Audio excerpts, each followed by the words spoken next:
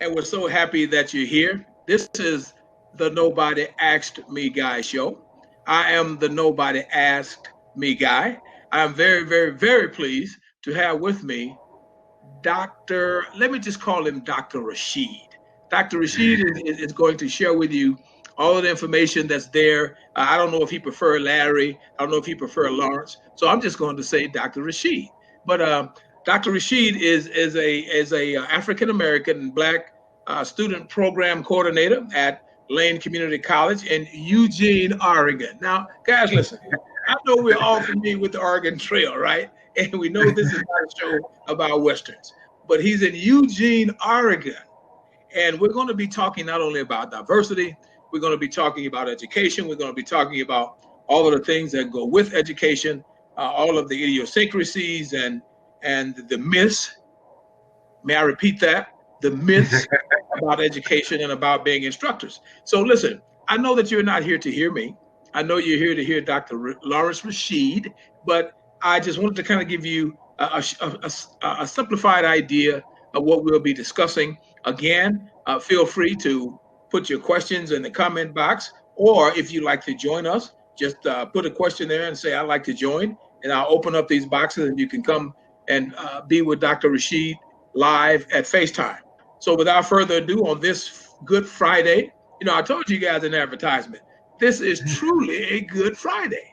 It can't be a better Friday. I mean, you know who? We have Dr. Lawrence Rasheed here, guys, and he's in the flesh. He's going to be talking with you about diversity, about education, and I'm going to mess with him again, especially being a brother in Eugene. Good afternoon, Dr. Rasheed. We're very happy to have you here with us, sir. Oh, well, that is quite an introduction.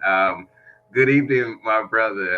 It's a pleasure to be with you, and I want to congratulate you for your platform and you doing big things and inspiring me to maybe, one day when I grow up, try to have a platform, maybe, halfway as decent as yours is. But it is a good Friday because I'm in company with my brother right here. We met on the Dr. Vibe show, who's all of our brother.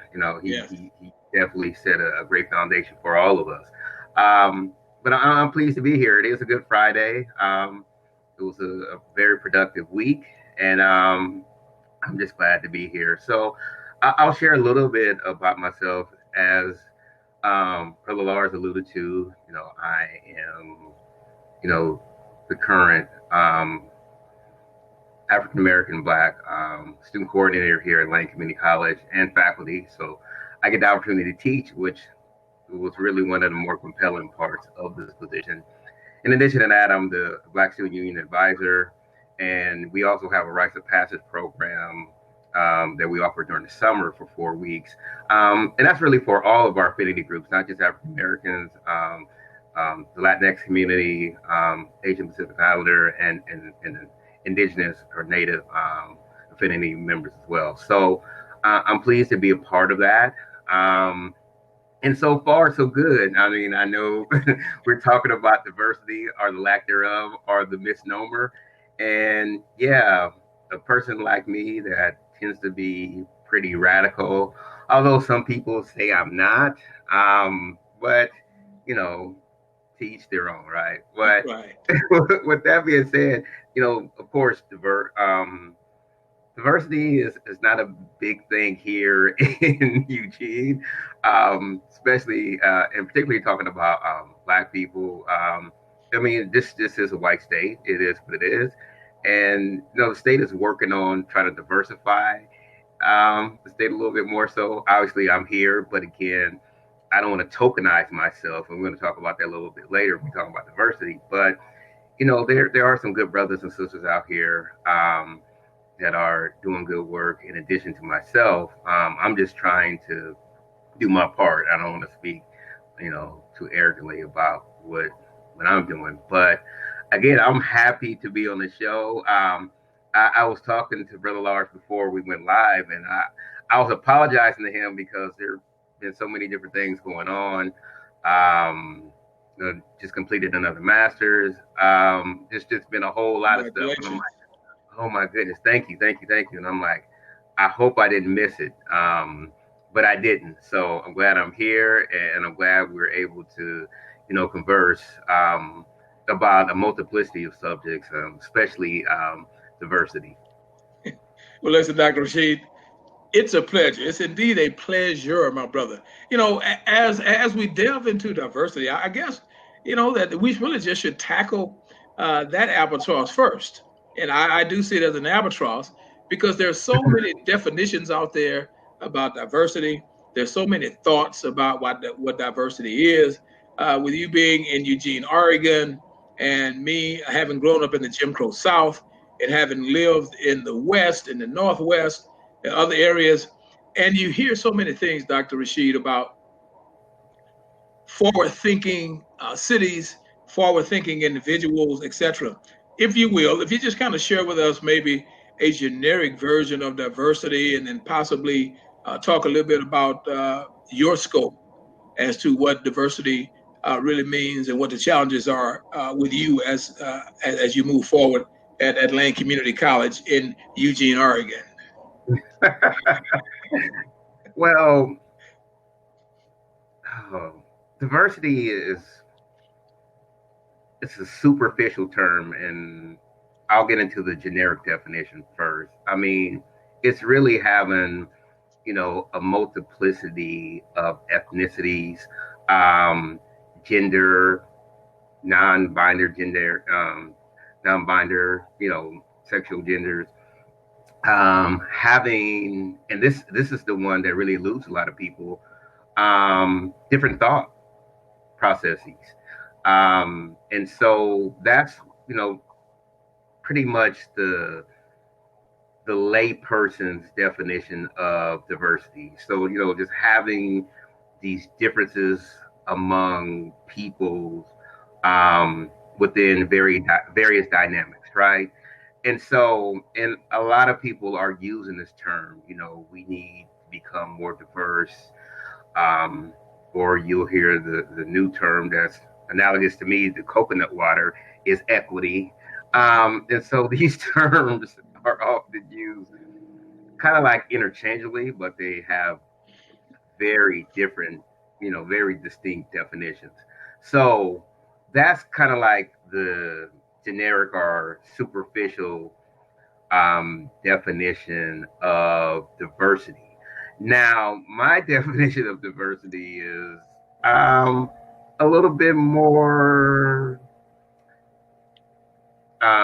pessimistic, I should say, because I think diversity is now being interchanged or intertwined with tokenism. And Interesting. I don't think that was the intent of diversity, because I think diversity is trying to come from an altruistic space and really trying to have a multiplicity of people from various backgrounds represented. But I think the ways in which diversity is being used now is just to say, look, we have a Dr. Rasheed, or we have a person from the Latinx community, or we have somebody who's Pacific Asian island. We have one of those individuals, right, that we could reference, or we could, use as the optics, or we could use within our promotion and our merchandise, and those type of materials, right? It's interesting when you look at a lot of, especially a lot of, you know, historic white institutions, and people say, "What are historic white institutions?" Because there's the difference, right? Brother Lars and I know because we both attended HBCUs, um, and you have traditional Hispanic institutions as well. But I say that to say this: oftentimes on primarily white institutions, on the cover of their advertising materials, on their marketing materials, they usually have a person of color Yeah. on the Yeah. materials. I Yes. find that very ironic because it's not indicative of what really takes place on that campus, right?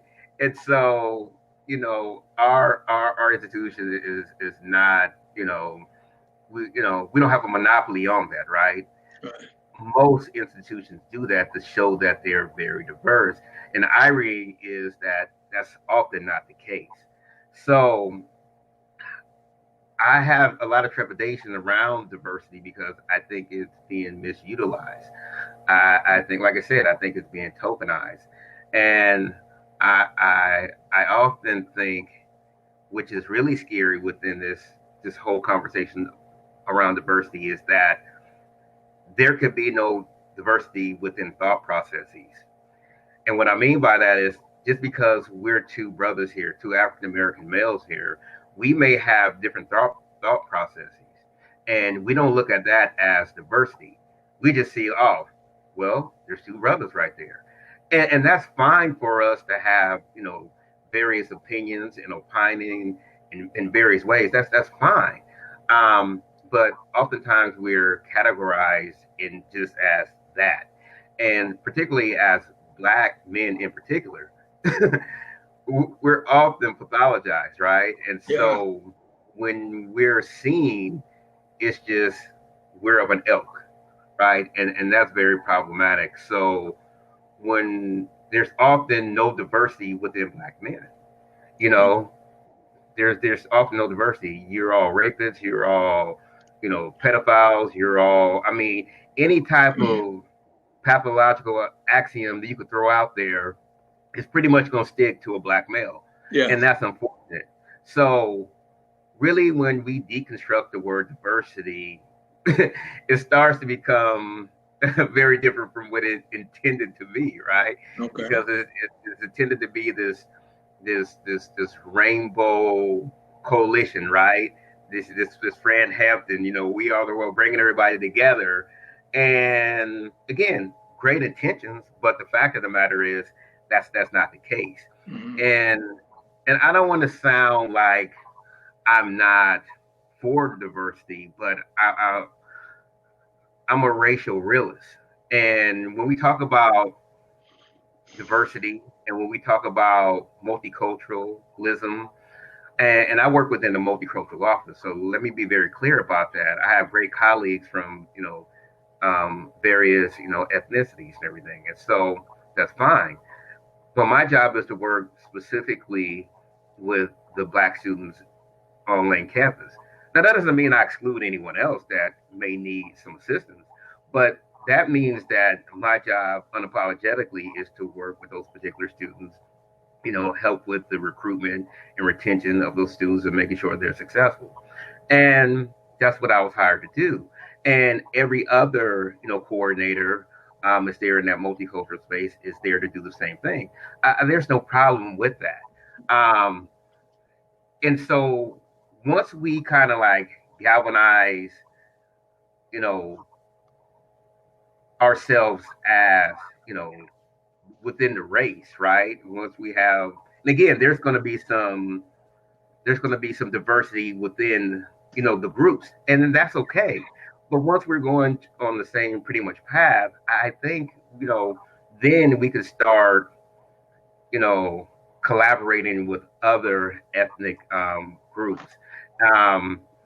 Because I say that to say this: when we talk about multiculturalism and diversity, we often don't see multicultural or diversity within workspaces. We don't see multicultural jobs, so we don't often see, the Rainbow Coalition owning jobs together, going into partnerships. We often don't see that.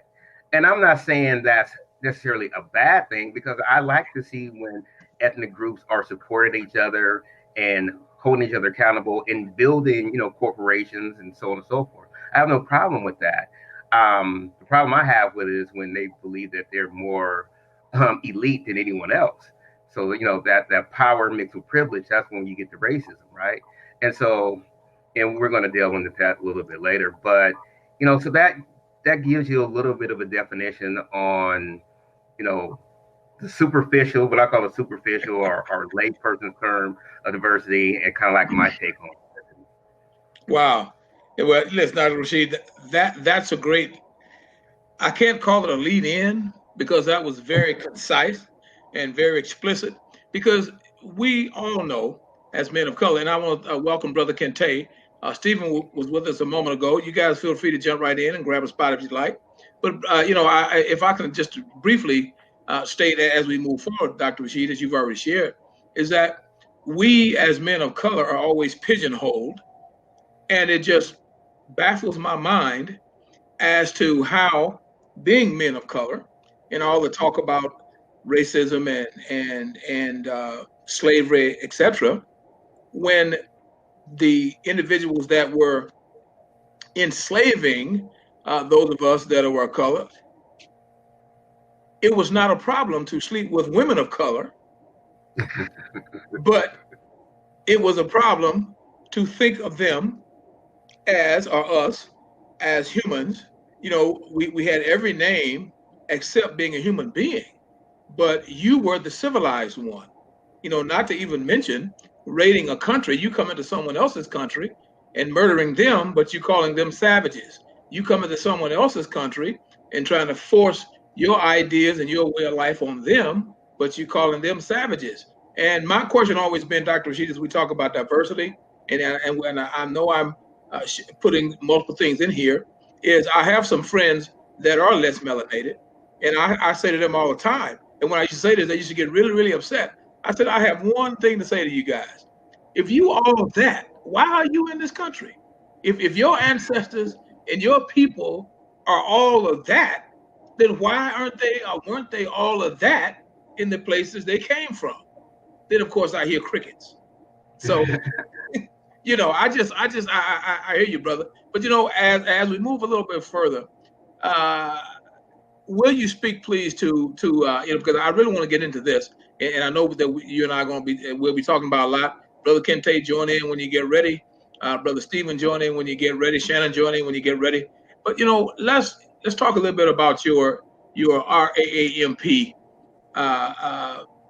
program and the impetus that inspired you to start that program. Well, I think the conversation we just left off regarding black males really was the emphasis for RAMP. So RAMP started off as a mentoring organization that I founded in San Diego, California, where I'm from originally. RAMP is an acronym. It stood for Reaching African American Males Potential. So, like I said, I'm originally from San Diego, and there were mentoring programs, in particular in San Diego Unified School District, where they had some pilot programs to really focus on, ameliorating the trajectory of black males. And I was a student of that. I got a last, so my senior year, I got a taste of that. And I was fascinated, and I was like, oh, I want to do this work. I want to be part of the solution, because I began to, as a youngster, because, I'm so old now, as a youngster. Sure you are. Yeah.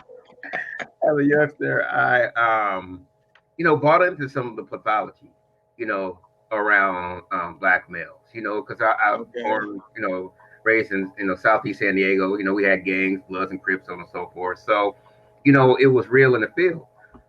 So I thought, like, okay, I want to do something about this. I had some homeboys who, went down the wrong track and everything. I was fortunate.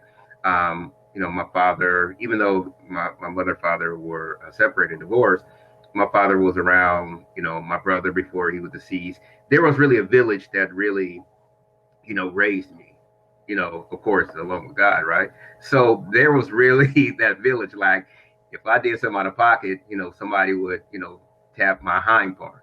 And, we could get into that later. But so that was really the emphasis for me. And I always wanted to go into education. I knew, like, okay, this is something that I think I wanted to do. So seeing, like, Mr. Williams, who was the pupil advocate at my secondary school, so he was like the one that was really there to work with the African American males and make sure they're on the right track, right? And it's still in African American history, field lessons, so on and so forth. Trying to increase our GPA, try to reduce the achievement debt, as Dr. Lawerence and Bill, alludes to. So we don't call it a gap; we call it a debt because Okay. we got to give what was owed to us, like being properly taught. But anyway, Okay. so that kind of resonated with me, and I wanted to emulate that. And really, what took it a step further was when I was a student at Mesa Community College, again in San Diego, and I saw this poster. And I mention this a lot because it kind of resonates even to this day. I saw a poster of a young black male, and the question above it said, "What do you want to be when you grow up?" And in big bold letters, the answer was alive. And so that just kind of like, oh no, you know what I mean? And to this day, I've never seen any other poster like that with any other ethnic group in Right. ethnic membership.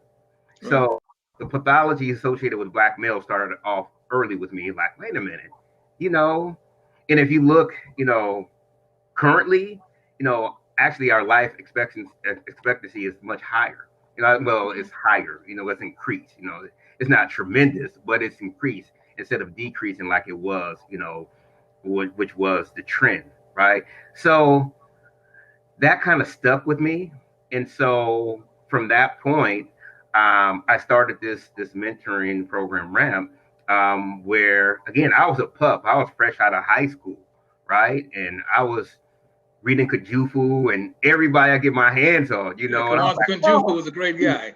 Yeah. yeah, I've met him like 4 times. I've been to Chicago, and he was out to California. We got him to come out, with my new mentoring group, and I'll talk about that. Griot, he came out, and so he's helped me out tremendously, and he even wants me to publish, under his publishing company. So we may get to that, but so after reading that and working with these young men, so what I did, because I was working in school as a teacher's assistant, I forged relationships with several schools.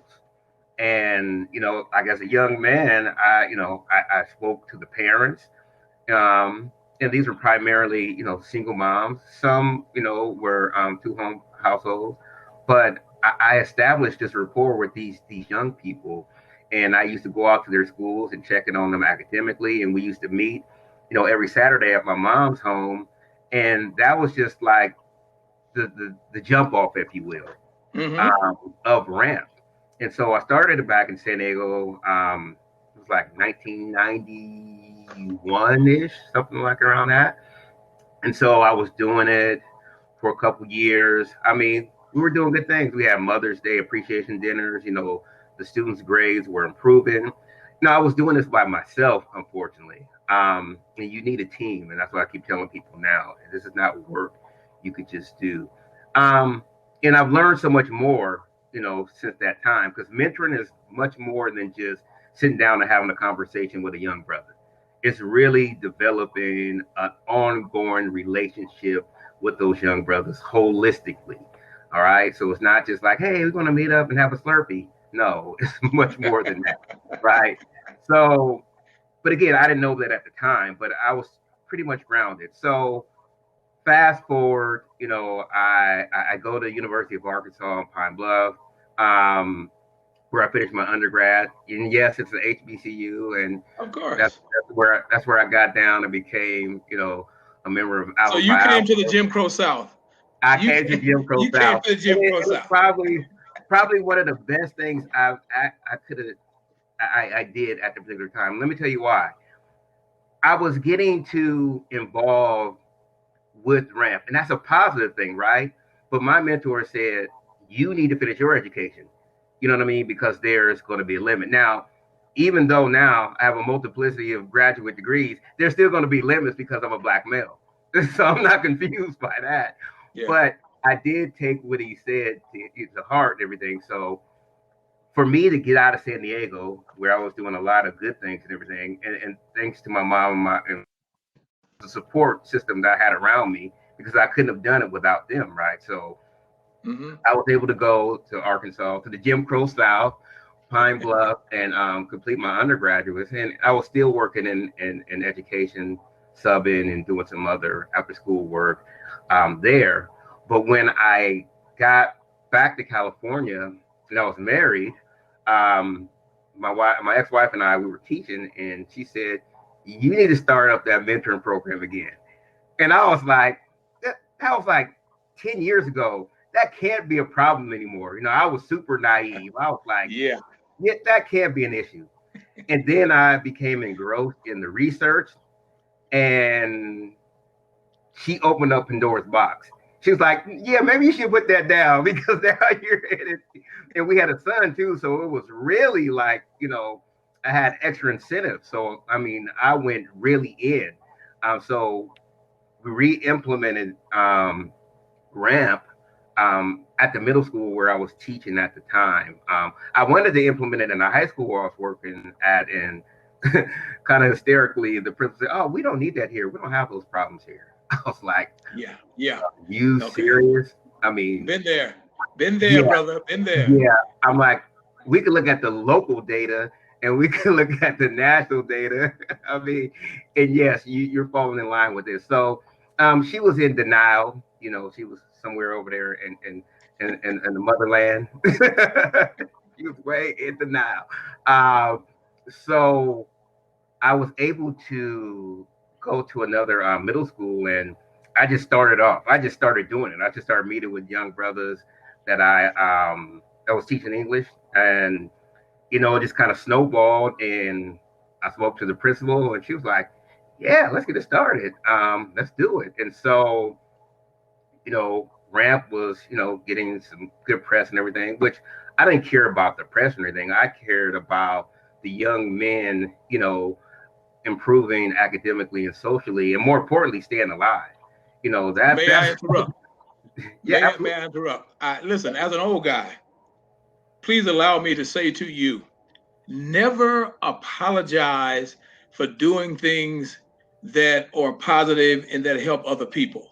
Only the haters have problems when you start talking about the press or whatever. All of us have enough intelligence to understand that if you are a genius and you are the only one that know you are a genius, what good does it do you?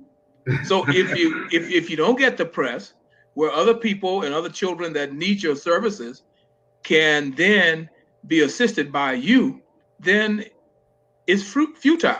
So again, and I want you to finish your statement. Never apologize for doing what you do. Let the haters complain, and you just keep doing what you do. So please continue. No, no, absolutely. I see our brother Dr. Vibe on Yeah, here. I see. So Great you're here, Dr. Vibe. yeah, we got to shout out the Godfather, who's very humble. Absolutely. Absolutely. He's very humble. And Dr. Vibe, I'm gonna try to get back on soon. I've been incredibly busy, so I apologize to you, brother.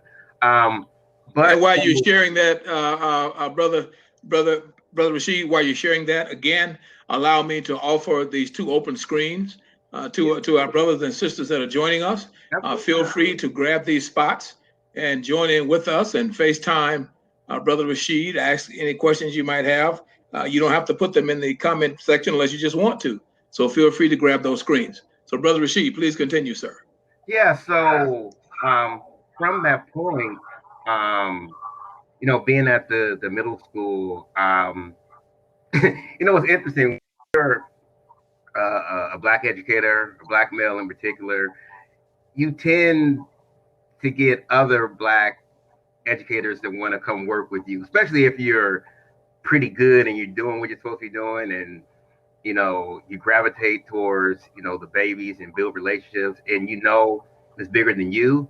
So I was able to get a colleague to come over who was a math teacher at the time, brilliant math teacher. And so she came over and she was doing tremendous things out the bat with the baby. So she was teaching math and I was teaching English.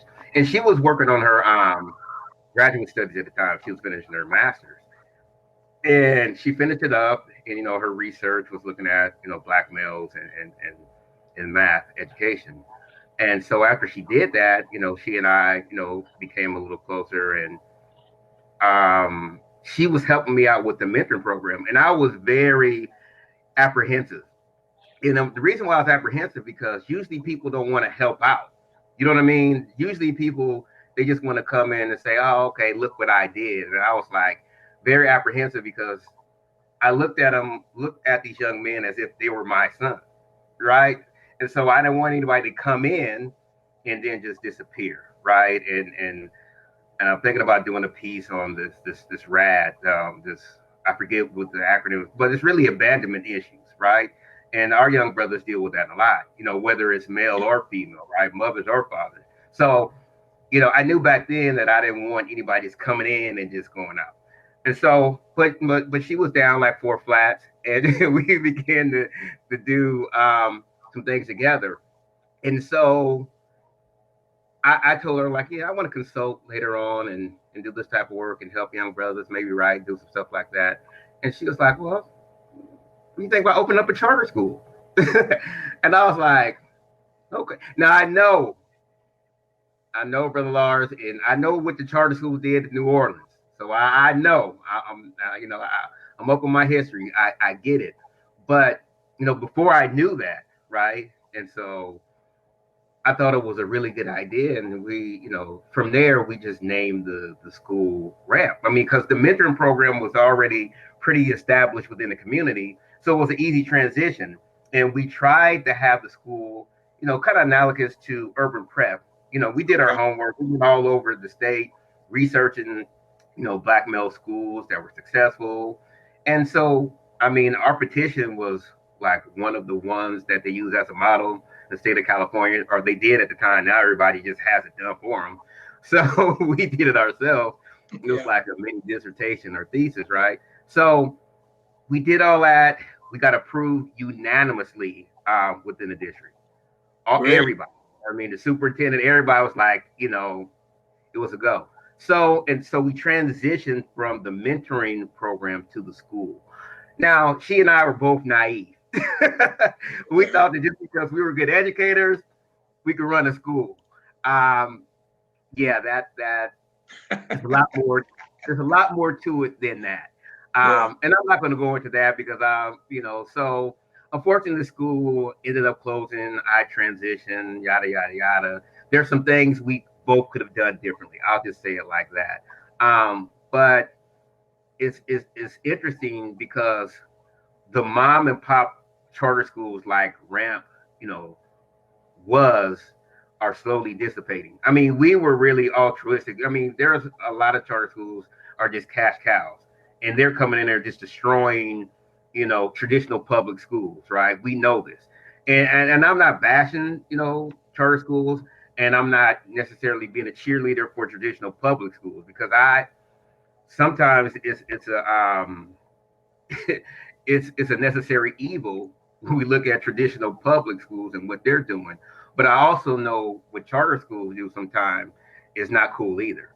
You know, because I worked in both. I mean, being a founder of a charter school, founding principal of another charter school, working in charter school for like 5 years, working in traditional public schools. I've seen both sides, and so no one side can say, "Oh, we're better than the other."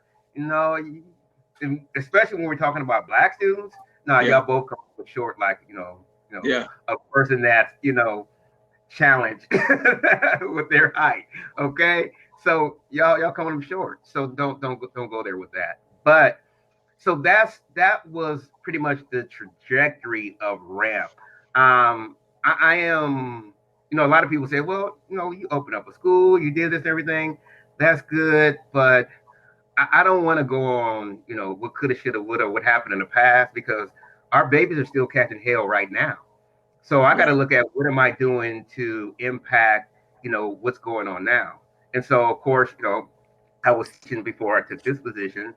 Um, and now I ask myself this question all the time, even in talking with my partner. I said, I don't, because she challenges me. She said, you, education, scholars just talk a lot of theory and talk cute and everything, but it's nothing ever pragmatic. It's nothing ever that's really going to help the people, catching hell, the common folk, because, and that's true to a certain degree. I think a lot of us do, and give, lectures and presentations and everything, but the work never really resonates with the people, with the common folk. And so that's something I'm trying to change. Even with the thesis project I just did, I put together an educational toolkit for Black males. So putting together some resources that really you could, implement, today.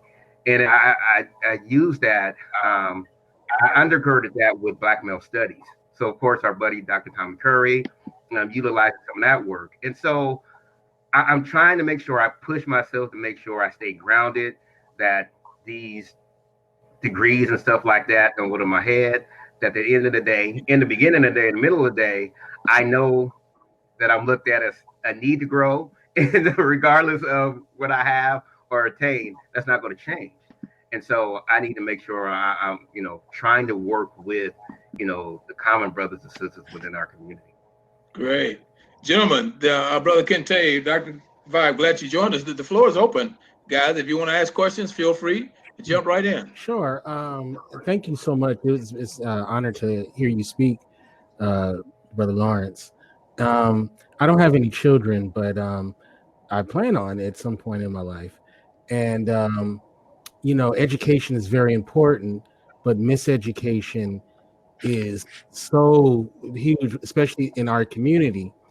And I would like to, when I do have children, to send them to the proper school. But sometimes it may not be easy for a lot of us to decide which school is the best school to send them. So as someone who worked in education, what are some things to look for as far as the schools that you would send to your kid? Because, I mean, a lot of times they all seem pretty cool from afar, but until your kid is actually there, because, the last thing you want is your kid to be miseducated. Yes, that's an excellent question, brother. It's Kente, right? Yeah. Did I pronounce it right? Mm-hmm. So, brother Kente, that's an excellent question. I would frame it a little bit differently and say the schooling opposed to the education, because the education, of course, can be received. You could give your child the education, right? Or they could receive it on their own.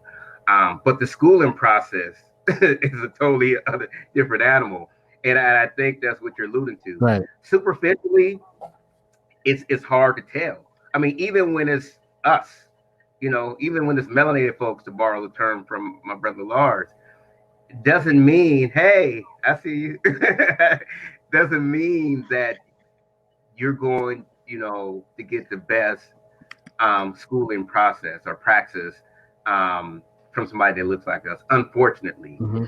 And so, of late, I've been advocating, a lot, and I'm a long time educator, but I've been advocating a lot of homeschooling, private school. Mm-hmm. And I know sometimes that gets expensive and sometimes we can't afford it, but I look at it this way, sometimes we we don't have an opportunity, we have to afford it, you know what I mean? Because we can't afford sometimes sending our babies into those traditional and charter schools, unfortunately. So what I would suggest is, so for me, I cheated. So I was in the educational system. I knew who could teach, who couldn't, who was going to be able to handle my son, So as an educator and a former administrator, we kind of know, and educators talk. Oh, don't. And so, I kind of got the hookup, and I knew, the administrator, especially when I worked at the elementary school that we helped open. She was I use the term jigana, which is, mentor. But she kind of helped me, like, okay, we're going to put him in this class, and I kind of understood why. So that really doesn't help answer the question. I would go and really start observing teachers. Now, again, when you come in my class, you're gonna see the same. I keep it, man. I keep it a buck all the time in my classes. Now, everybody's not gonna do that. They're not gonna keep it 100, and so they may put on, the mask that grins and lies while you're there, but and then when you're gone, it's a different story. But I would start definitely, if you could, um, observing some of those teachers in schools, hearing what their mission statements are. I mean, a lot of people get really enticed with the data, right?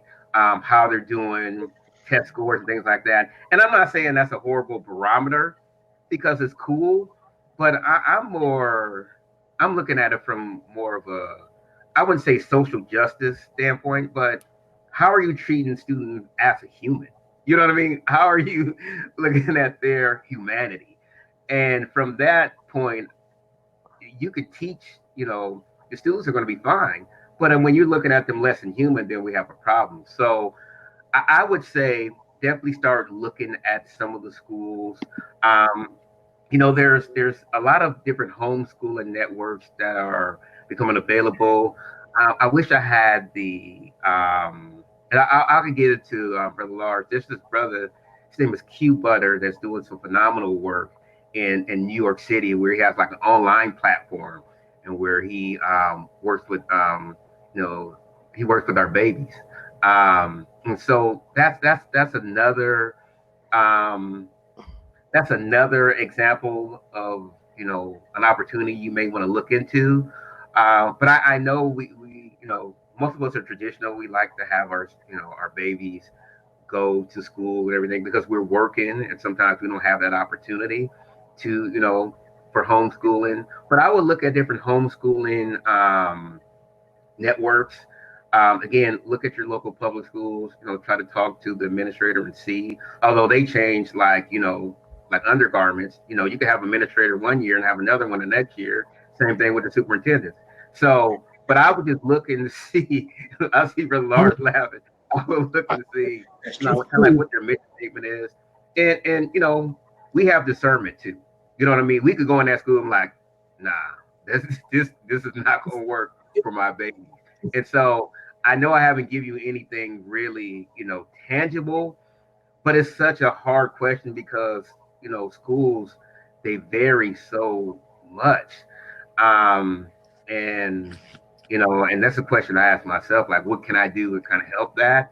And I often pondered, like, opening up a private school, not a charter, not a public, but a private school, and really getting a hold to a lot of, solid educators that really get it to help our babies, to flourish. So, but that's one thing I would look into. But as you as a parent yourself, and again, I don't get into this bashing parents. I do think that parents, you are the first educators, right? You are the first teachers. But at the same time, I know that some babies are school dependent. You know what I mean? We don't talk about that. We don't talk about the babies that don't have the parents who don't have the opportunity or may not have the skill set to actually teach them. You know what I mean? So therefore, they're dependent upon the school to do what they're supposed to do. And so, but again, if you and intelligent brother and everything, there's a lot of things you can impart to your child as well to help them along that trajectory. But it's man, it's like playing lotto. I mean, you just don't know. And when you have those quote unquote elite schools, that's tough too, because all they're worried about is a test score. That's all they're worried about. They're not worried about your child holistically. Just what can they do for me? And that's problematic because they're not looking at, like I said, they're not looking at the child holistically. It's funny because me and Shannon we were just talking about yesterday. I told her I wanted to do a show about homeschooling because that's like a big thing, right?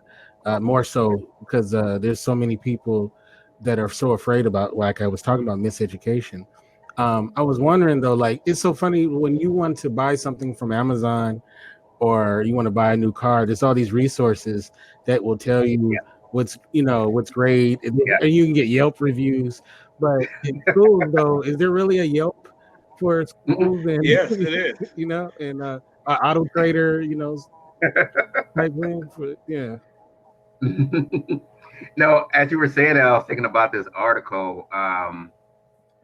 It's called, I forget the author. It's called the educational malpractice, right?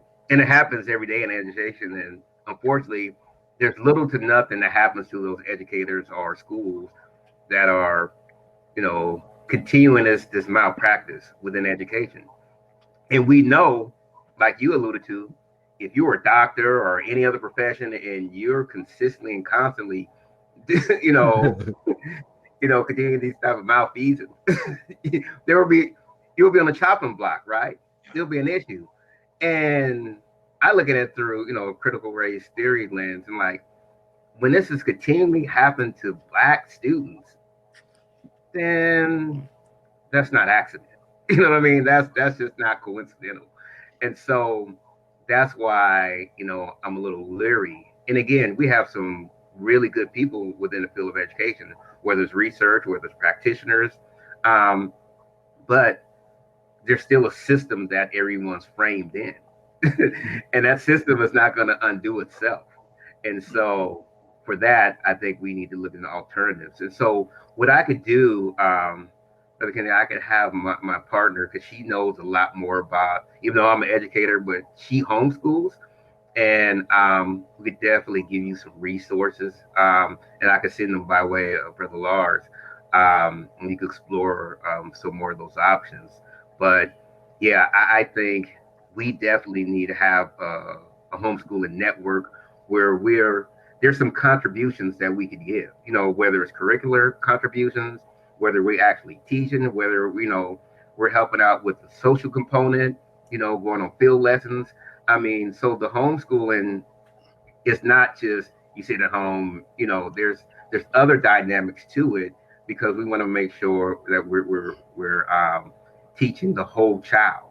I've taught some students that were homeschooled in kindergarten where they made a transition, and especially if they're only child, a lot of times their social acumen is not that good because they're not used to being around other children, right? And so when we're talking about homeschooling and everything, that's a big dynamic, the social component, getting them out, interacting with other kids and everything, because that's what they're going to have to do in the real world. You're going to have to interact with other people.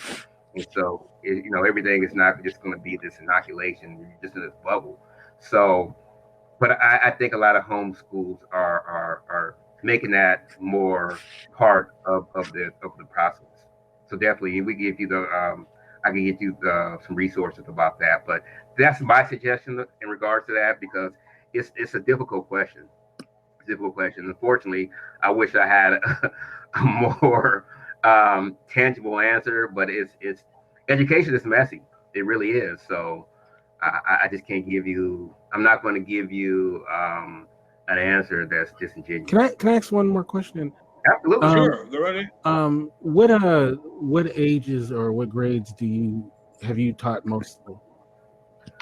So I've taught them all, elementary through college. Oh, Now I'm at college, and adults. I taught adults ESL, English language learners. So middle school, probably middle school and high school has been my. I've been probably the majority of my experience. Um, I would say my elementary experience I probably enjoyed the most, hmm. um, because it's very foundational, right? And we know black males only barely make up 2% of the educators, which is problematic in itself. um, so seeing and having a black male educator early on is definitely Yeah. beneficial. Um, and definitely having a good black male educator early on is beneficial. I mean, if you have a bad teacher, regardless of his or her hue, is bad. Um, but I definitely think, for all the reasons, the research that we see in society, having a brother, you know, teaching and laying down the foundations within education is definitely a benefit. Especially looking at literacy. And I'm talking about literacy because it's still fresh, because I just completed some work on that. Um, there's a lot of work around literacy. You know, um, Alfred Tatum does a lot of work. Kirkland, Maddox, there's a lot of work, but there needs to be a lot more. And so I think there's room for us to really have more scholarship around that, but just more practical things that we could utilize day to day. In my research, I came across, we're familiar with the Goldilocks story. I ran across a book. It was called the name Goldilocks, and this was a brother with he had locks, and it was just an interesting spin on it, but not just the character of having a black male Goldilocks, but it spoke about the village that I alluded to earlier when I was talking about my own personal narrative. It spoke to that, and so I think that we have a good opportunity, especially in early literacy, to show, in particular, Black males, a lot of different texts that may resonate with them. I have a good friend. Her name is Felicia Lang. She's the author of these books called the Little Tay series, and she centers this little Black male within these books and his father and his mother and everything going to play chess. So we need to make sure those type of resources are available within homeschool, especially because sometimes they're not going to penetrate within the libraries within charter schools and traditional public schools. They're just not going to be there. We know for whatever reasons, right, quote unquote, but they're not going to have access to that type of diversity. And Lawerence talked about this. What was it, 70 or something like that? What happened to the all-white world of text? The diversity. And I think the texts have become more diverse, but we still have a lot more room for improvement. All right, Dr. Vibe, any questions you want to ask Brother Rasheed before I ask him another one? Can you hear me? Yes, sir, I can. Okay, well, Dr. Rasheed, always great to be in your presence. And it's ironic that we're chatting about education because I'm sitting in the basement of my father's house, and he was an educator for 38 years in the same public school. Wow. Wow. So I'm glad I am in great presence of some kings in the house. So always a pleasure. So many things I could chat with you about, Dr. Rasheed, but you were talking about, well, two things. First of all, the whole area of data. A bad thing. Yes. It's good to get the numbers, but while getting the numbers, the crisis gets worse. And I'm past the point of the data collection. Anyone who wants to collect data with me, I say, I don't need to give you data. Let's just go take a walk for a day. That'll give you enough impact. So especially, I can go ahead. I can concur more. Yeah. Oh my goodness. I'm forgetting his name. No, well, Dr. Tatum said this, Alfred Tatum. He said that, a lot of time we look at things and we look at the data, right? And he said, well, the data may say that, but the data is not, it doesn't inform, the data doesn't inform the reality, right? So those are two, there's a distinction there. So if we're looking at just the data, like Dr. Vibe alluded to, and we're not looking into the reality of our babies, then we have a problem. Mm-hmm. What in the hell is data going to do when this young brother, sister, they're looking at they're looking for a meal to get. You know what I mean? They're trying to keep, heat. They're trying to navigate through their communities. So that data, that trend data, that achievement data is not going to do anything to ameliorate them in their situation. And so I can concur any more than that, because I was pushing back within this last program. I'm like, okay, yeah, we look at trend data and everything, but how's that going to help this young man stay alive? And everybody gets quiet. It's very they get quiet. I agree with you, and I see Kinte and Shannon. People are saying Black people are doing well under 45. Well, we hosted a conversation on Wednesday night, and Pew Research said that the net value of many Black Americans is going to be zero by the year 2025. So I don't know where the better days are coming. And just give you an example, what's going on up here. I live in a province, Ontario. A province in Canada is compared to what states are in the United States. The provincial government has just cut the funding for the libraries in this province by half. And Wow. and You know, Doc, go ahead. go. I'm sorry, Dr. Vibe. Go ahead. Yeah, they cut the half. They've cut the libraries in this province, and it's no different here than it is in the United States. Unfortunately, people of color at the lower end, and just think about in your country if they cut the budget for libraries by half. And also, too, in this province, they are letting go over 300 teachers, calling them surplus. Wow. Sounds like the U.S. guys. Exactly.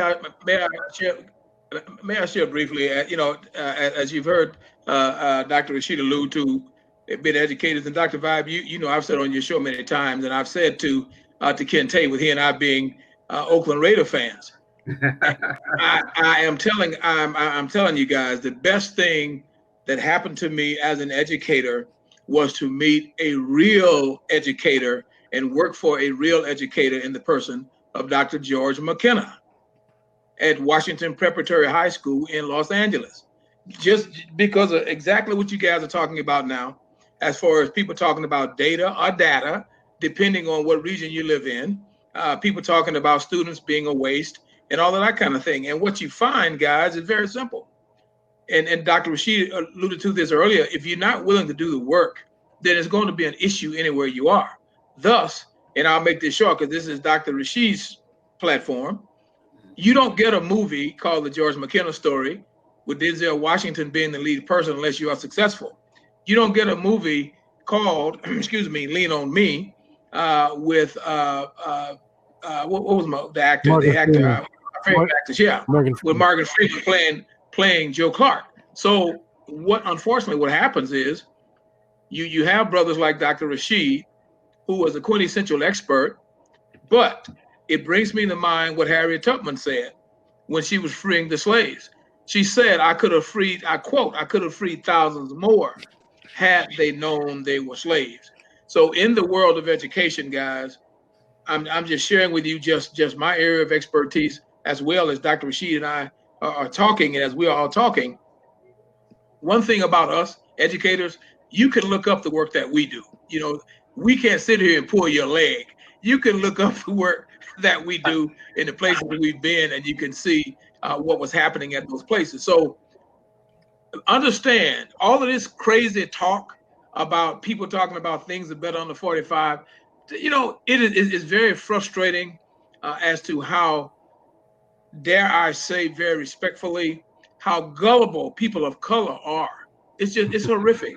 Our boys are still dying in the street.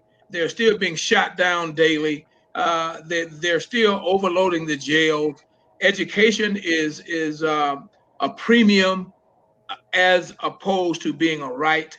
So how can, even for people to even have that discussion, I'm not talking about Kente and Shannon. I'm talking about those individuals that's trying to feed you all of this idiotic propaganda is insulting, to be quite honest, as an educator. So I will leave it there because this is not my platform tonight, guys. I just want to add on to that. And as much as Mr. McKenna has done great work, I hail up the Lawerence Rasheeds of the world.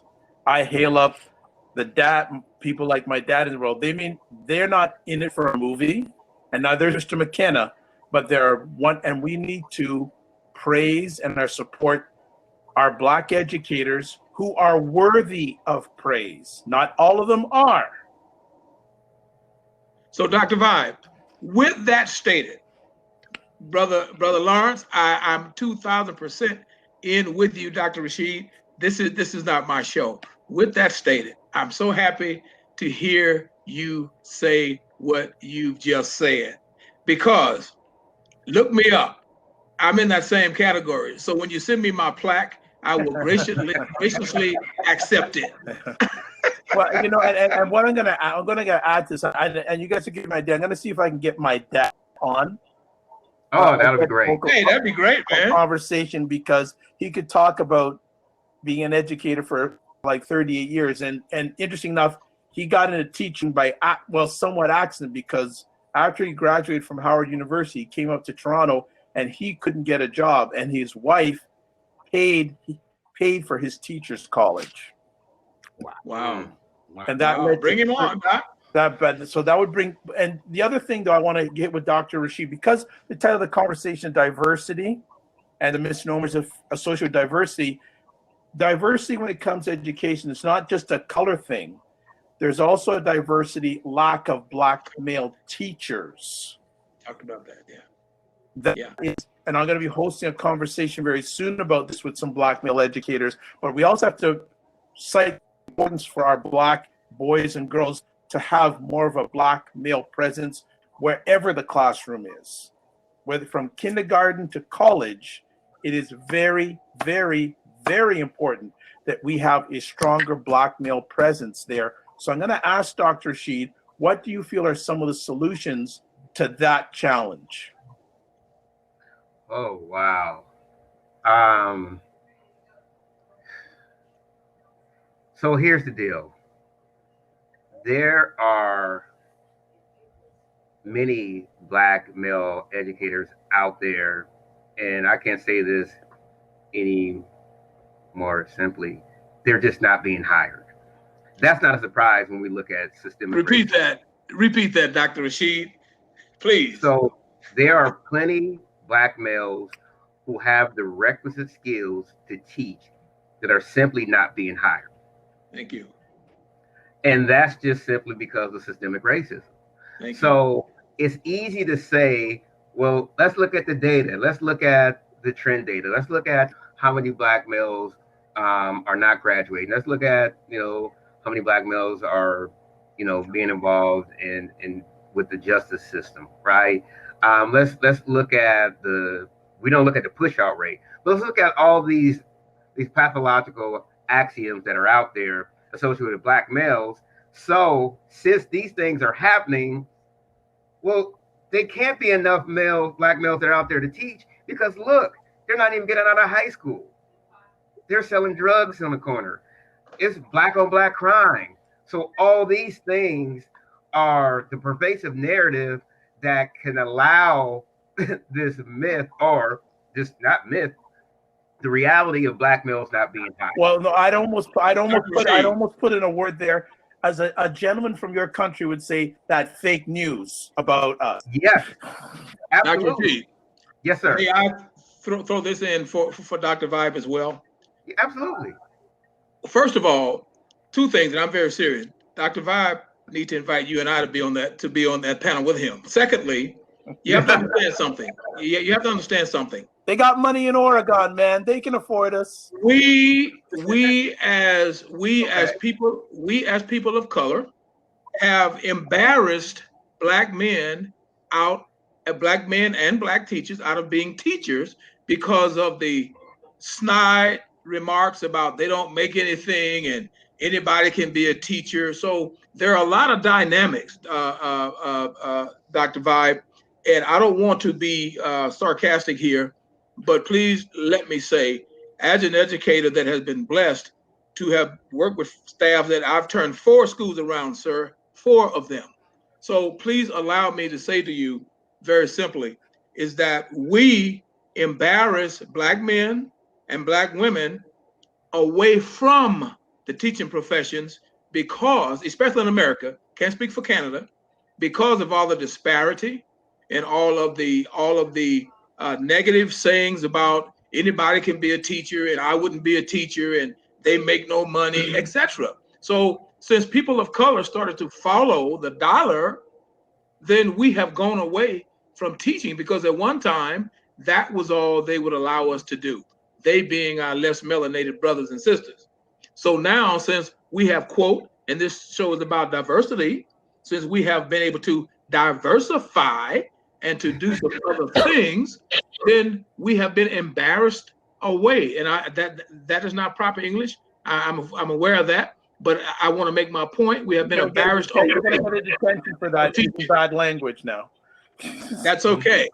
That's okay. I have 2 degrees in English, Dr. Vibe. No, and I pick up with you, Melvin. And I can speak from experience. Many years ago, when I studied, but when I had hair, I actually was working as a teacher's assistant in a public school, and I applied for teachers college twice. didn't want to be a lifelong applicant. But you know what so many people still tell me today? You should be a teacher. There's such a lack of black male teachers. That's still going on. And don't tell me because there isn't enough qualified black male teachers. That not gonna deal with that. That's a cop-out, that's a sellout, that's garbage. No, that's a bunch of hogwash. Yep. When you have programs like they call me Mister, where you have other organizations that are continual to develop conduits, pipelines, specifically for black male educators.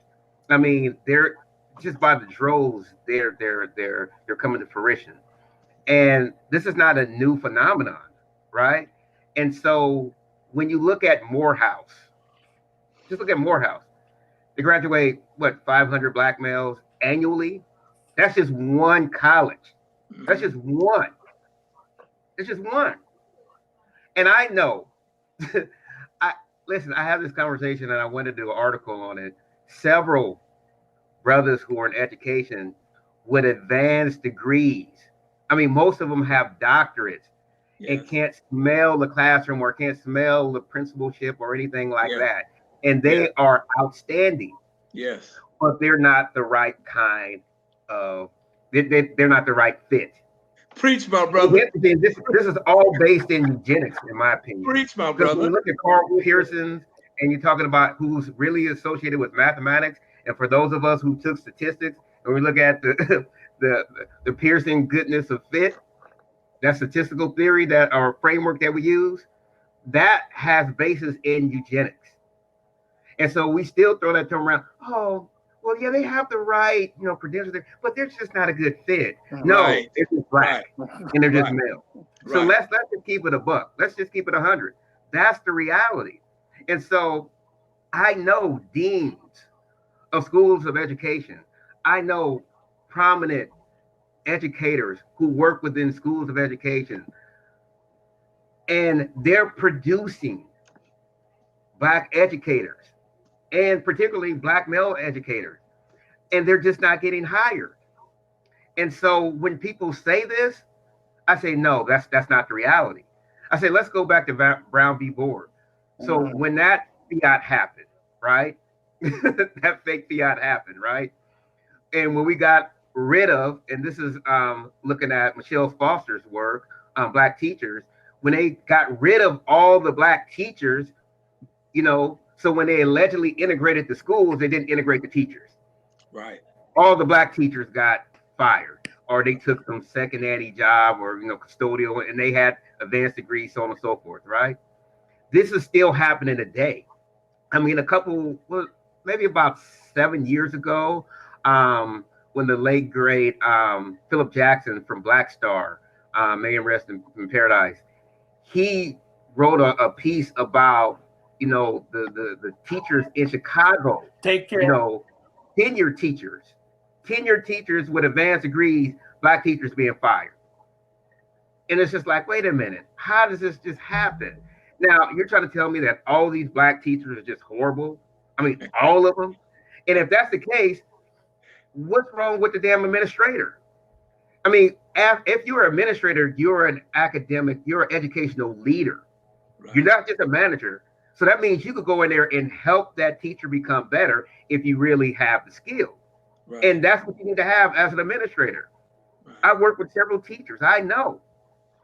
Right. So you're trying to tell me that none of these black educators had any skill set that were redeemable? I'm not buying that. So the answer to that question is really, and I hate to say it, I don't know. I don't think Brother Lars said this. If we need to have like a Rooney Rule or something like that, some policy in place. But the thing about it is, although I appreciate policy, people don't always practice a policy. Right. So who's going to police that? You know what I mean? So I just look at, in this case, I do look at the data. I'm like, look at all these brothers. There are way more brothers that are in college than in prison. And that's always been the case. So that myth out there that there's more black men in jail than in college, that's never been true. Never. So let's squash that. Never. And now We have more brothers that are going to college and graduating than ever, and they want to go into education, and these conduits are available for them to go into education, and you're still telling me we're at 2%. No, that's intentional. And so the only way that we're going to deal with that is to have a real conversation and call out the elephant in the room. And then listen, if you're not going to do right, do what's right, do what's in the best interest of all kids, right? Then we need to have other institutions. So I know a lot of people disagree with Booker T. Washington, but this is why he established the school, right? This is why it's established the scheme, right? This is why Colonel Allsworth was trying to get an HBCU here in California, because we knew we needed to have our own schools, and we still need them today. Now, the irony is that a lot of HBCUs depend heavily on white philanthropy. And so they can only do or say too many things that are radical because they know they need that white money coming in. So I understand that game. But at the same time, we definitely need to start establishing our own. We have too many talented brothers and sisters out there who are doing a phenomenal job, who can do a phenomenal job. They're just not afforded the opportunity. And that's unfortunate. And I was even in that situation. I was like, you're a troublemaker. I'm like, wait a minute. I was on a panel yesterday at a high school here. It was a Black Lives Matter panel. I'm not going to get into that. But I told them, I said, listen, just think about it. If I were white and over 25 years of educational experience, 3 graduate degrees, started a school, so on and so forth, I would be a superintendent or a president or some of a college or something by now. Hands down. Just off my resume alone. I could have been the biggest jerk. I could have been messing with, my co-workers and all kind of stuff. It wouldn't have mattered. And so that's the reality that, a lot of people don't want to really, deal with or call out.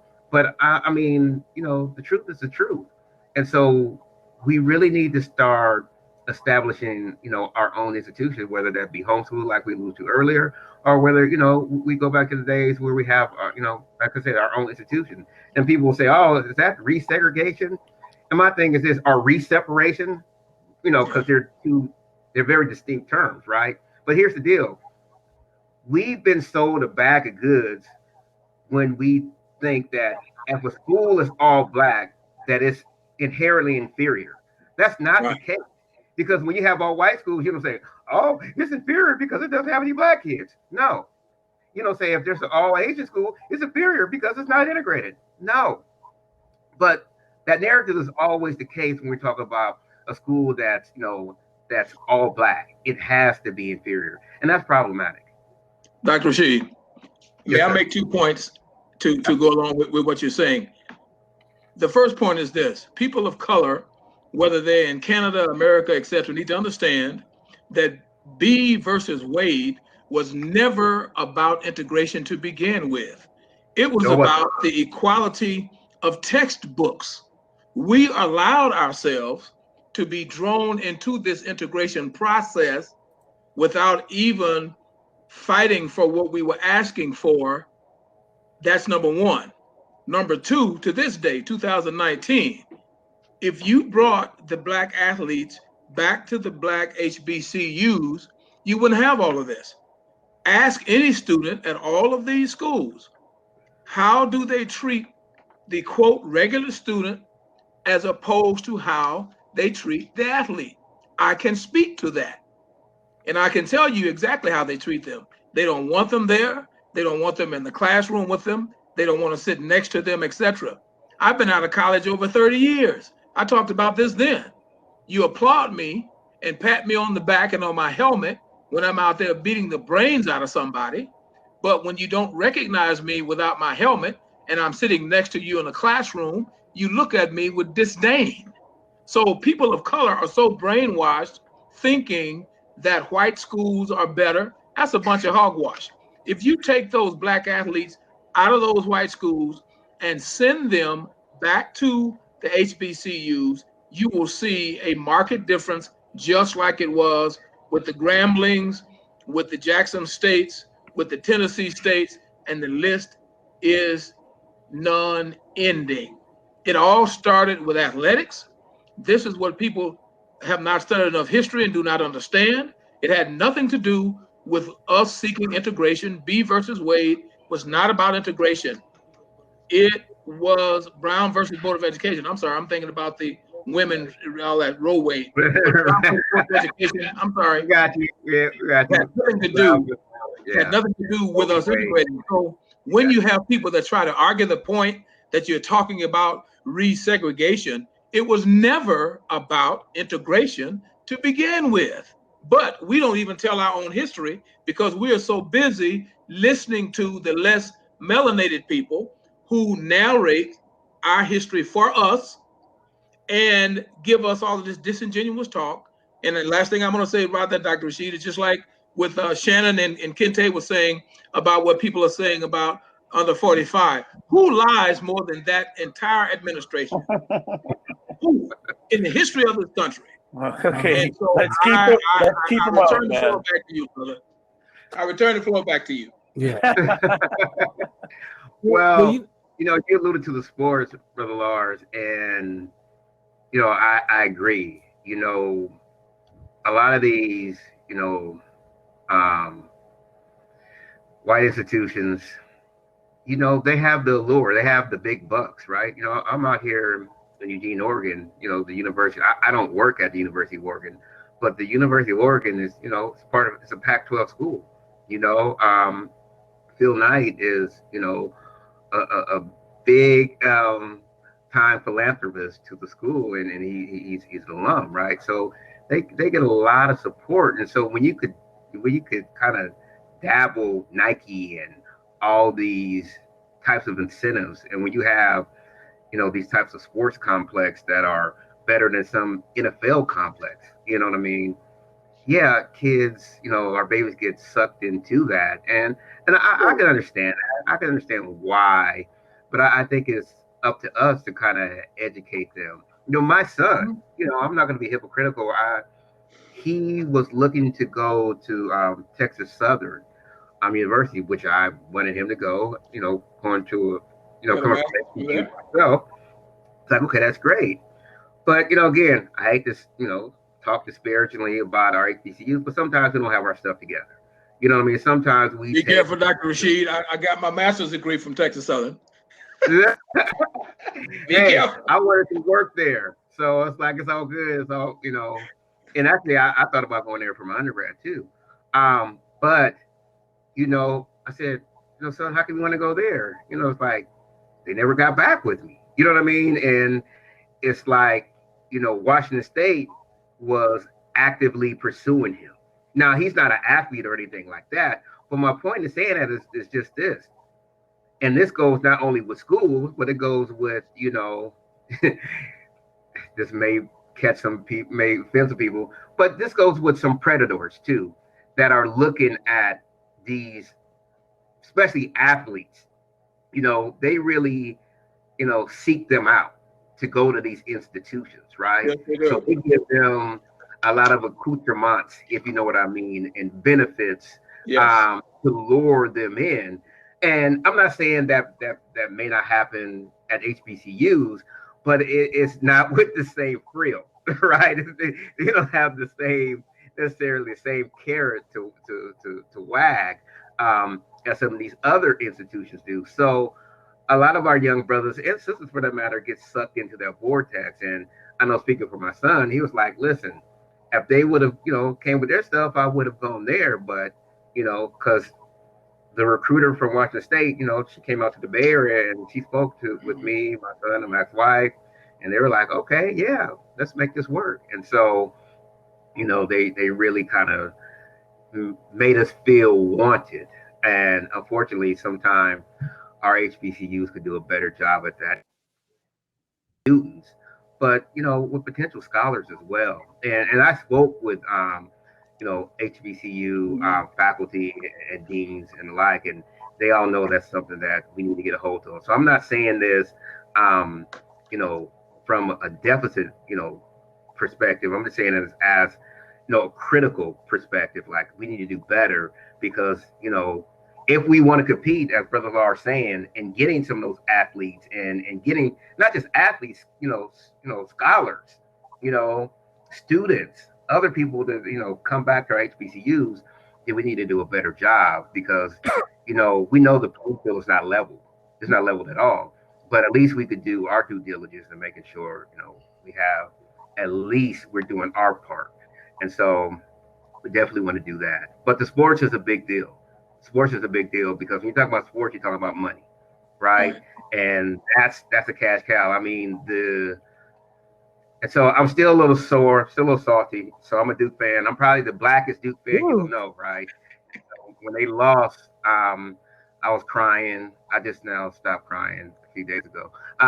But I say that to say that Zion made the NCAA a whole lot of money during the tournament. A whole lot of money. He was can't miss TV, right? And so when Duke got put out the tournament, really, they lost some money. Yeah. Because he was must-see TV. And so this is nothing new. I mean, the NCAA has been pimping these young athletes for several years. I mean, they make billions and billions of dollars off of these young brothers and sisters, right? And they're eating oodles and noodles. So I'm not gonna get into that should they get paid or not thing. That's a whole rabbit hole. But the fact of the matter is, we see what it is, and if these institutions, these coaches, and these ADs and everything are making this much money off the backs of primarily these black athletes, yeah, I mean, I think, like Brother Lars said, if that money could somehow go to HBCUs, that would be definitely beneficial. You know what's funny about the NCAA is they're pimps. They're basically pimps. Yeah, they are. They are. They have the hat and all of that. I mean, basically, what does the pimp do? It makes you sell yourself, and they take all the money. So right. I mean, what's the difference between Kool-Aid the pimp and the NCAA? Basically, I mean, and then they have people arguing that they shouldn't get paid. They shouldn't pay the athletes when they're making billions of dollars. Like that doesn't even make sense to someone who have sense. Like I hear people say no, they shouldn't get paid. It's just funny to me. But one of our big issues is we want validation so bad by people who look like people. And that's one of our biggest issues. And I always talk about I call this I have a syndrome that I call the Basquiat syndrome. And basically I work in the arts, right? And I used to always wonder why is it that so many of my black artist friends love Basquiat so much? He was a good artist, right? He was a talented artist, but I always wondered why they look up to him so much. And I finally realized what it was. It was because he was an anointed Negro. He actually had white people put their arm around him and say that he invalidated him. So therefore, I realized that what they really wanted was that validation from that to come out of their community. And so I call that the Basquiat syndrome, when black people want that validation so bad that it doesn't even matter anything else. They want that person to say, you matter. Well, one reason why we will always fail is we seek validation outside of our community. And our ideas of success has to be changed and altered because, like, if I have a son who's a janitor, but he's a good black human being, he works in the community, he does a lot. And then I have a son who's a doctor, who's let's just say, be honest, he's a coon. I think I failed with the doctor. We have to start viewing it that way. It's not just enough that we are that we become successful and make money, but it's also what kind of men and women that we are and what we do for our communities. And until we start putting that into our heads as a black community, we will always fail. We have to stop thinking individually and think of more of as a community. And it should matter to us not only that I have this Jaguar or whatever, but it matters how I'm viewed in my own community. And in other communities, that means a lot. So if you think about it like this, when a white person goes to college and and is very successful, he's around he levels up around other successful white people, right? Well, what do they tell us is once we start making it, we get away from black people, right? We got to get far away, and that's a symbol of our success. We have to change that mentality. Not to say that you have to live in the hood, after you've made it or whatever, but it can't be success can't be getting as far away from your people as possible. We have to change that idea, or it's never going to change because we seek validation. We seeking validation from people who, at the end of the day, we shouldn't be seeking validation from. I can concur more. I'm sorry. Go ahead. Go ahead, Dr. Sheed. Brother Ken, it's sad because we want to mimic white folk, and I don't understand why we try to do that. We often idolize them, and that shouldn't be the case. As I was listening to you, we especially, well, not just in research or scholarship, but there's always kind of like that white person that we always are being compared to. And Dr. Tommy Curry calls this epistemic convergence. And so, like, you take a scholar like Du Bois, he has to be like the Black Dewey, or they have to be. They have to come from a framework of a white scholar in order to get validation, as you were speaking to. And so if they're not referred to in the same realm as that white person, it invalidates them. So having that white person there validates them, and we need to stop that. What my brother Dr. Vibe said a few minutes ago was very humbling. As far as recognizing me and Brother Lars, those are the type of validations that I like, and in the ones for my students. Every day that I come in contact with, when I hear from one of my proteges, his sisters, like, oh, Dr. Rasheed, we need to open up a black college, and I'm like, and just I see so much of, not just because I see myself in her, but she's remarkable, and she's a go-getter, and I'm just like, yes. And she was always saying, well, it's your fault, you taught me this stuff. And so I'm like, okay, and it becomes infectious, so that's kind of like the validation, because I know I'm not going to live forever, right? So I know we need to plant those seeds within them. That's the validation that we often don't appreciate, and we often want to have this mimesis with white people, and that's unfortunate. We always think that white folks' ice is cooler, and that's just a philosophy that we stuck with, and it's unfortunate. And I agree with you, brother. Until we kind of change our kind of thinking processes, nothing's really going to change, because we're always going to look up to them as the litmus test, as the barometer of where we should be, and or where others should be. If you're not up here, if you're not up here where these white people are, and like you said, it's really sad when we do become whatever quote unquote successful is. We often want to distance ourselves away from the regular black folks, or the black folks who are catching hell day to day. We want to distance ourselves from them, like Dr. Tommy Curry says, and at the same time we want to speak for them. Right. I mean, Right. I mean, it's just Right. just irony. I'm like, how the hell you don't want to be around me? You want to break bread with me? You want to come to the hood and go to church with me? You want to see these schools that are dilapidated and all that other stuff, but you want to get up on CNBC and everything and speak real cute and articulate and everything, and speaking for and talking about our condition and the ways in which you can improve, but you don't want to have anything to do with us. It's just it's just foolishness. But the thing about it that's crazy about that, this is the crazy part. Oftentimes, those people that do that, and I'm not going to take any ad hominem attacks or talk about any brothers and sisters that do that, but we know some people that do that, right? That appear on MSNBC and CNN that do that type of stuff. those type of people within the black community, they get heralded. Oh, did you see them on CNN? Oh, they was talking that talk. They were really, and so like, it's cyclical. You know what I mean? It's like, because we like them, but they're doing us a disservice. So that's why I say it's cyclical. I'm like, it's a sickness because those people don't really give a damn about us. And actually they're in that situation to further bifurcate, to further create a distance between them and they, right? Right. No, I'm not like them. And the people, the producers know this, and that's the only reason why they're on those shows in the first place. Right. Because if you're on those shows and you're talking about having some type of solidarity with your brothers and sisters who are catching hell on a day-to-day basis, they don't want to hear that.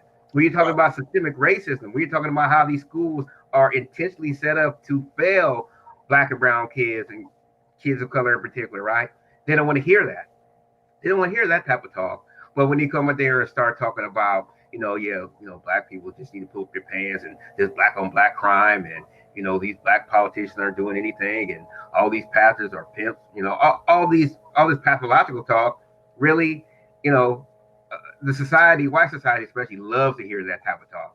They're like, yeah, that's our Negro right there. You know what I mean? They're not following it. And like, I'm not your Negro. No, you are our Negro right there. That's Stephen.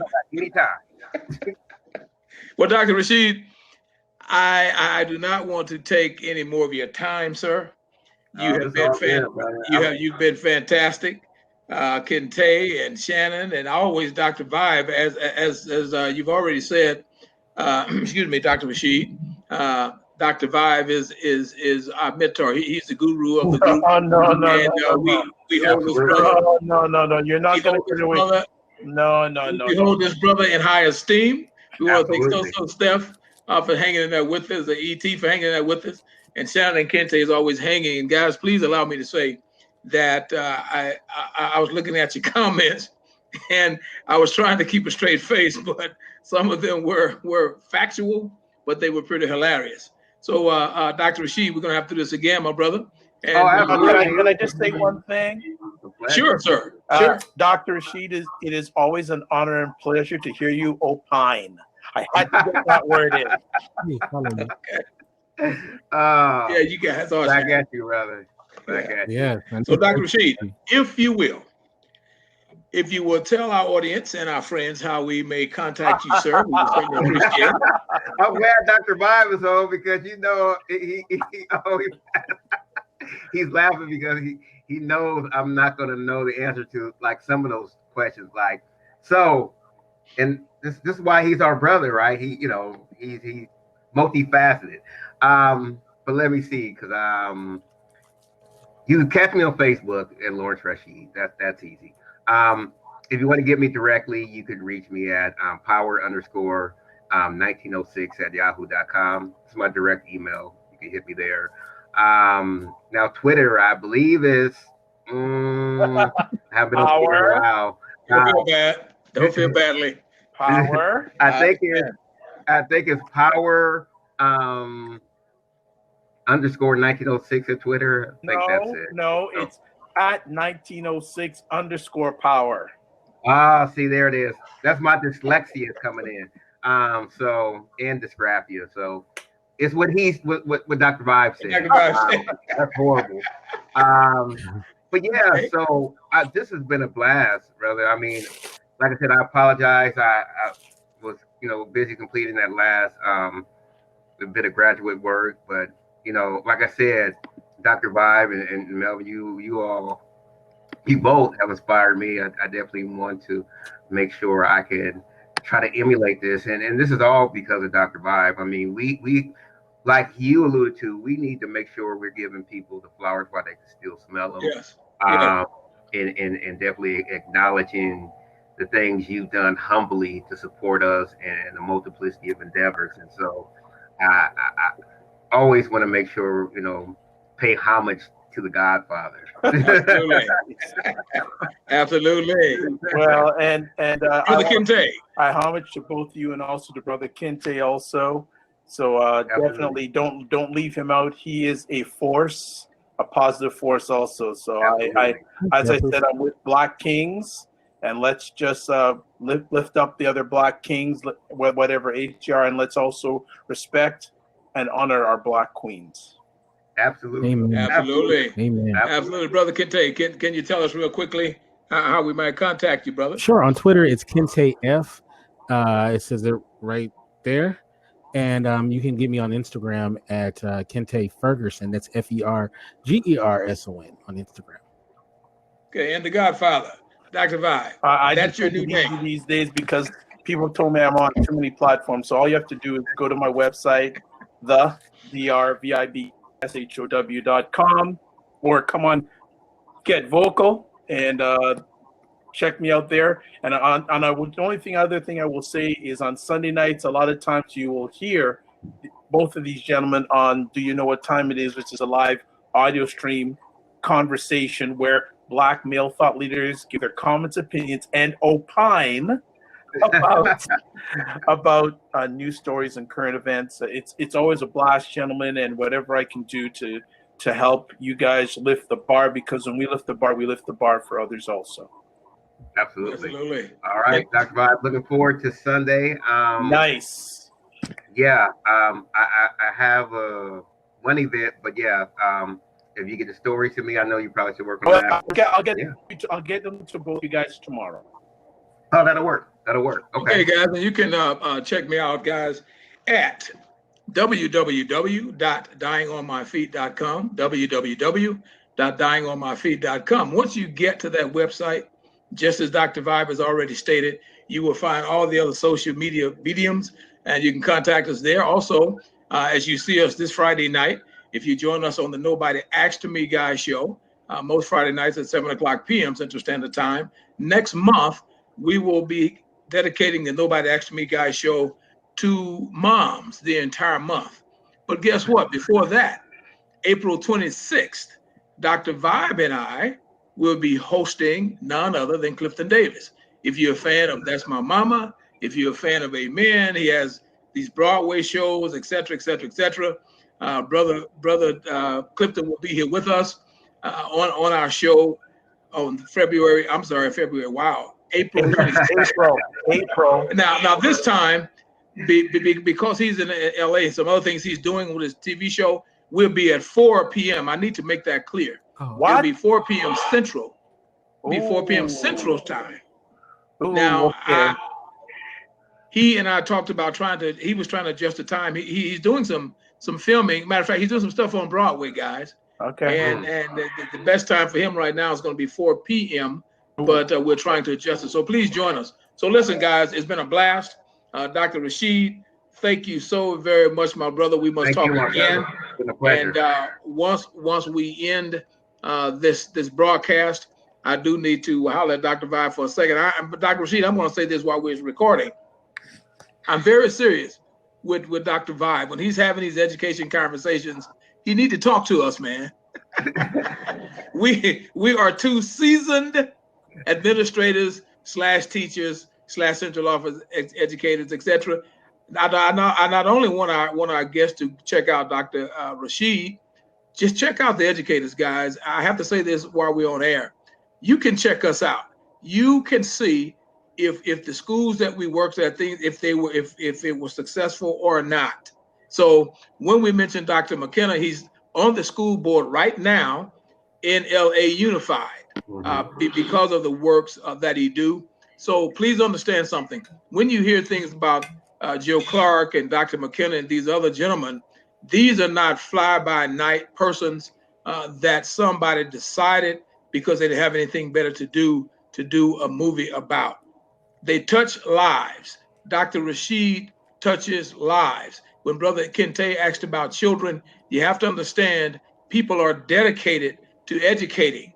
And just because somebody is nice and you say to your city leaders or whatever, oh, I like Lars, he's a good principal, he's nice. Well, hell, he should be nice. Can he lead people? And is he concerned about the growth of children? I'll leave it there. Gentlemen, it's been great. That's what I respect so much about Dr. Rasheed and the other educators. Dr. Vibe has already told us that his dad is a 38-year educator. And before we came on air, Dr. Vibe, Dr. Rasheed and I were talking about, everybody think they can do what we do, and that's educate. Not so. You have to be dedicated. You know, education is a small piece of it, but you have to have the passion, the compassion, and you have to know how to work with people. So I had to say that on air, Dr. Rasheed. I'm not going to edit this out. I had to say that because people are so confused about what education is, you know, how you get educated. And one thing we never do, Dr. Rasheed, last thing, we never tell people the definition of education. And education is a simple definition. Is gaining more knowledge than you had previously. That's all it is. You know, and we make out such a big to-do about it, you know, and then we want to graduate to certain levels. So guys, it's been great. We're happy that you're here with the Nobody Asked Me guy. And again, Dr. Vibe, know this, sir. We understand legacy as Black people. And until people of color start to understand legacy and we start to respect and revere those that have become before us, whether they're younger than us or not, then and only then when we have arrived. So gentlemen, have a great night, and we will end our recording right here. Have a great night. All right. Okay, guys, the recording is over.